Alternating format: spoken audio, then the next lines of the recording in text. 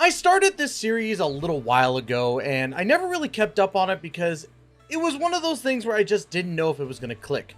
So today I was like, you know what? I'm going to do another one. But this time I kind of want to do it a little different. We're going to go into the past and lore and all that stuff with Shenhe, talk about some things that have happened with those banners, and really see why Hoyoverse hates Shenhe.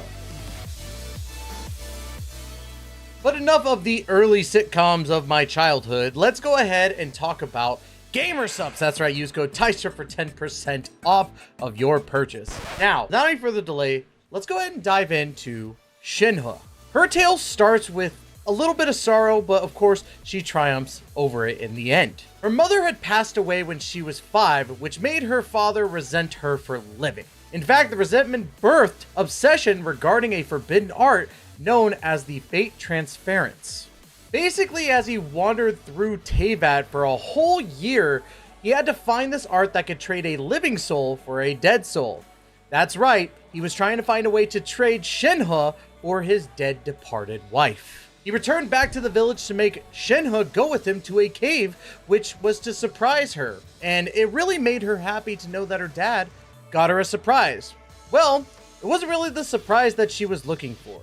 So Daddy Dearest took her to the cave, summoned a demon Seelie, and left her there to fight. And she did. She really did for several days with nothing but her mother's exorcism dagger. That's crazy for, well, at this time, 6 years old, Shenhe to fight a spirit. Because, well, her family was, exorcists. After those several days of battle, Cloud Retainer stumbled upon Shenhe in the cave, where she was drained of all of her energy, hungry, and really on the verge of death. Cloud Retainer was like, nah, this kid's my kid now, and basically repelled the spirit. After she destroyed the evil spirit, she took Shenhe under her wing, literally and figuratively, training her in the Adeptus arts while also using a red BDSM rope to suppress her homicidal tendencies. Because, well, after being in a cave with an evil spirit for several days with no food or water, I would really want to kill everybody and their mother as well. And of course, after training with Cloud Retainer for so long, we, as the travelers, stumble upon her in Liyue getting pressed by a few thugs about some money they want from her. Basically, they just wanted her to pay for information that she wasn't going to need, aka, hey, we're going to give you info to make it seem like, you're getting something out of this, but really, we're just trying to mug you. And before she could kill them, like legitimately, she was talking about killing them, we stop her and bring the Millilith to actually arrest them. Which is fantastic because we wouldn't want our favorite Cryo Mommy to get stuck in jail, would we? I mean, God, she would kill everybody in jail, even though it would be a very good sight for them, I tell you that. We learned that Shenhe is cold, all puns intended, when it comes to speaking to others outside of her adoptive mom, Cloud Retainer, and her adoptive sisters, Ganyu and Yao Yao. She basically just doesn't like talking to people, or really, for that matter, is very blunt with people. She doesn't understand why she can't just take what she wants, right? And throughout our story quest with her, we learn more about her and her distrust in people as we raise the Jade Chamber once more, while also encountering the wife of Osial, who is Beisht. Now, I'm not going to go into details about these creatures, but basically, these creatures were trying to attack Liyue, we stopped them, everything's great. But during this time, we got our butts handed to us, right, as the Traveler. We get thrown against a mountain, and Shenhe is just like, hey, yo, I learned the power of friendship, so I'm going to turn this tidal wave that's going to drown Liyue into ice. And she does. And she looks awesome throughout this entire cutscene. I gotta tell you that right now. After freezing the tidal wave in one of the best cutscenes Genshin Impact has put out, we managed to beat Beisht and everybody lived happily ever after. The end, right? Well, no. There's more to it, but that was our introductory story to Shenhe. Now, before I stop doing the whole build guides for everybody, I did one for Shenhe, and I feel like I have a little bit of understanding when it comes to Shenhe's abilities, so let's go ahead and talk about that. Shenhe is a cryo polearm user that is normally used as a cryo amplifier, or in this case also, she's able to kind of destroy defenses, right?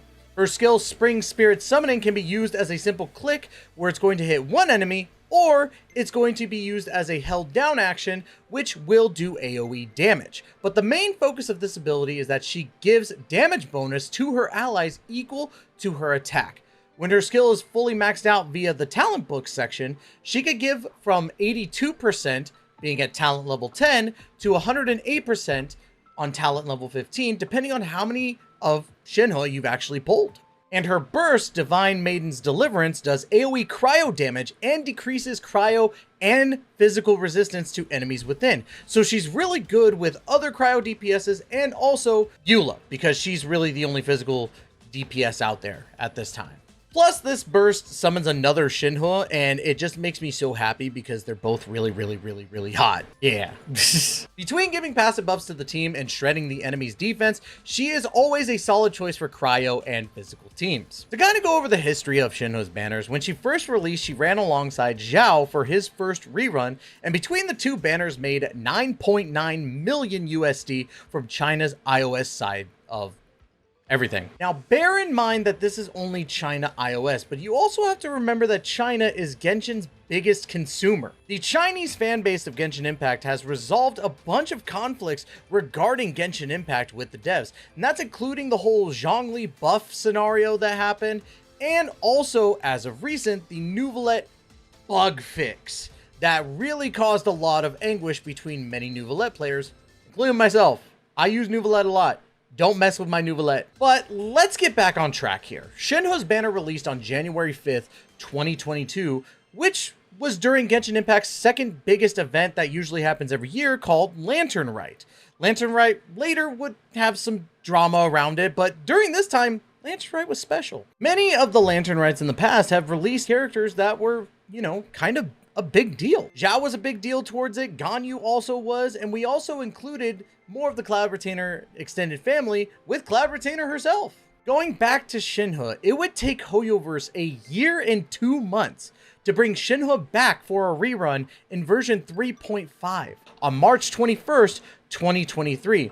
But it would go alongside a crowd favorite in Ayaka. Now, Ayaka benefits from Shenhe, but this isn't meant to hate on Ayaka.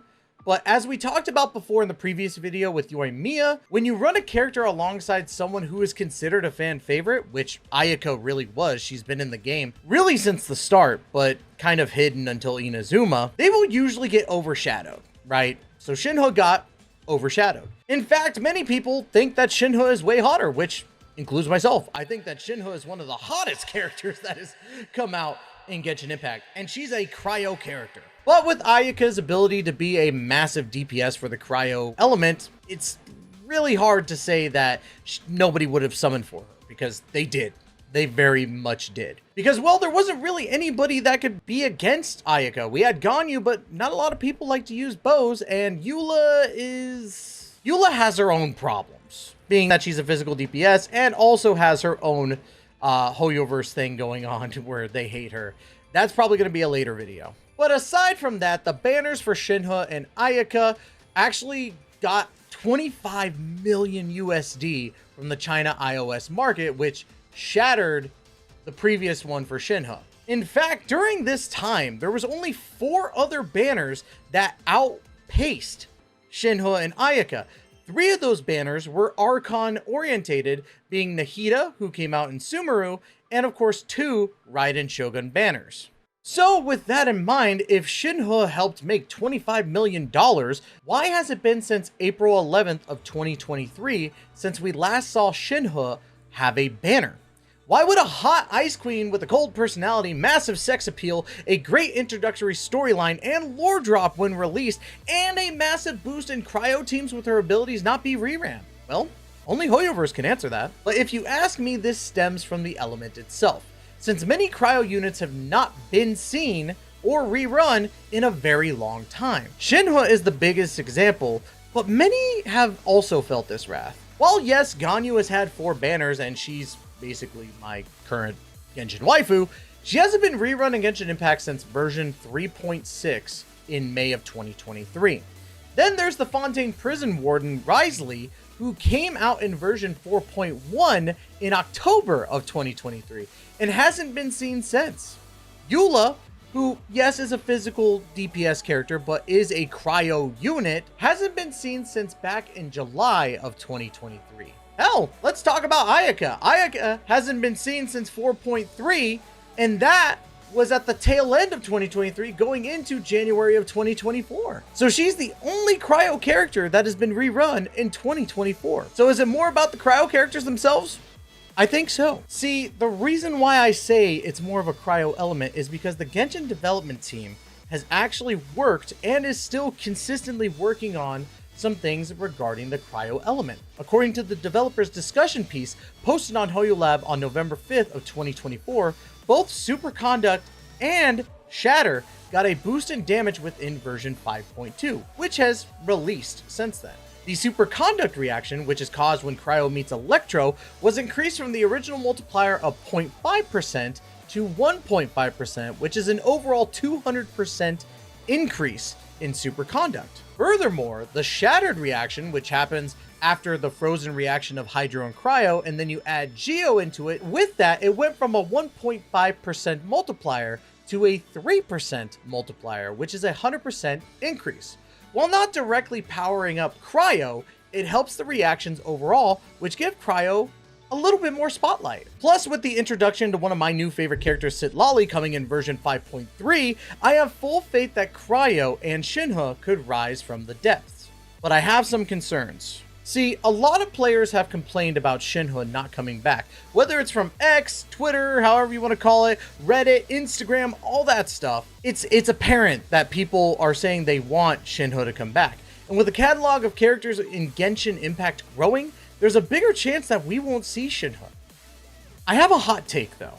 I truly think that the only reason why people would even summon for Shenhe is for collection at this point, and not usability. I mean, don't get me wrong, the changes that they've made to Shattered and Superconduct are fantastic, and Citlali being a great addition, she could very much use Shenhe. Possibly. I don't know if she's going to be a DPS or what, but depending on everything, she could really use Shenhe as part of her team. But here's where the problem lies. I feel that most Genshin Impact players are stuck with only a few set of teams, and I say this from experience myself. You could ask, well, what's Shenhe going to do about my Arlecchino? Nothing. What is Neuvillette going to benefit from when Shenhe is a part of the team? You might get frozen, and you could throw in a Geo character for Shatter, but is that really how you're going to use Shenhe? Not really. See, the landscape of Genshin Impact has changed a lot, with now the Natlan characters being one of the biggest things about it. You know, with these whole new mechanics coming through for Genshin Impact and Natlan itself, Shenhe might get lost in the shuffle if she was added again. Would people still use her? Absolutely. I do think that there's a small minority of people that would use Shenhe, okay? I'm not going to sit here and say that nobody would. But I think a lot of the people that complain about Shenhe not being rerun are either just complaining to complain, and there's a lot of that on Twitter, or they're doing it for memes, which a lot of the memes are actually pretty funny. I'm not going to lie. I do kind of laugh when people point out these memes, right? But if you're watching this video and you would be one of the few that constantly uses Shenhe, or you have Shenhe and you constantly use her, Godspeed to you. Because you're somebody I would like in the Cryo army. I'm just saying, Cryo users, rejoice. We will be making a return. I'm just saying. Okay, I really want Cryo to return. And look, at the end of the day, I don't think that Hoyoverse truly hates Shenhe. But it feels like she's forgotten once more, in that cave fighting another evil spirit. And unless we finally start feeding some of these old units into players' accounts in some way, I don't see a return banner coming in the near future. Who knows? Maybe she reruns in version 5.3 and my ramblings here are for naught. And if so, that's awesome. But until then, let the Cryo lover rant and meme about his Cryo mommies. Because when Citlali comes out, baby, I will go for her and love her just like the others. And until then, good luck, travelers. And I really hope that Shenhe comes to your accounts. Godspeed.